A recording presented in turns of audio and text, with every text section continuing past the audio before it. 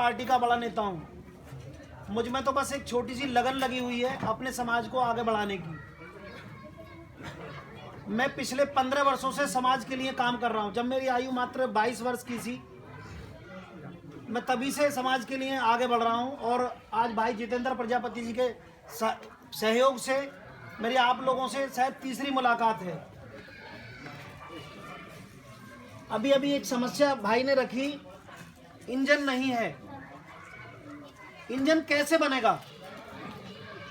डब्बे तो हम बन गए, इंजन कैसे बनेगा? यदि किसी लड़ाई को लड़ने की जरूरत पड़ती है अधिकारी के यहाँ, तो वो अकेला राजेंद्र आर्य खड़ा नजर आता है।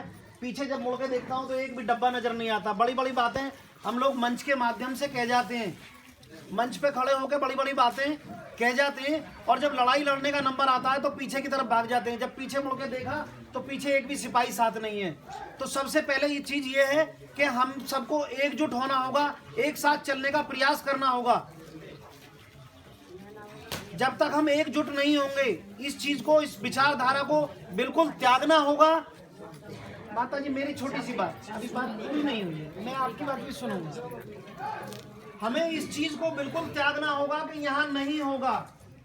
हमें इस चीज से ही शुरुआत करनी है कि यहीं से होगा, हम ही से होगा, हमारे ही भाइयों से होगा। और इस काम की शुरुआत में ग्राम पाली से देखना चाहता हूं कि हम सब एक साथ हैं, एकजुट हैं। द्वितीय चीज आती है, मिट्टी की जमीन नहीं है। मिट्टी की जमीन के आप कागज सबमिट करिए, कागज इकट्ठा करिए, कागज इकट्ठा करके भाई जितेंद्र प्रजापति जी को दीजिए। इसमें मेरा कोई निजी लाभ नहीं है, भाई जितेंद्र जी का निजी लाभ नहीं है, लेकिन जब समाज का लाभ हो रहा है तो वो निजी मेरा ही लाभ है, मेरा ही अपना फायदा है। समाज के किसी एक भाई को भी यदि मुझसे फायदा मिलता है तो वो मेरा ही अपना निजी लाभ है। मिट्टी की जमीन के आप कागज इकट्ठा करके हमें दीजिए, उस पर कार्रवाई करना, उस पर भागदौड़ करना हमारी जिम्मेदारी है। मिट्टी की जमीन जो हमारी यहाँ पड़ी हुई है, जो दबी हुई है, हम किसी से भीख नहीं मांग रहे, वो हमारा अधिकार है और वो अधिकार सरकार को हमें देना होगा। बस जरूरत है इसमें एकजुटता की, एक दूसरे का मुंह ना देख के हम एक दूसरे के साथ चलें। काम भी छोड़ने होंगे, पैसे भी खर्च करने होंगे।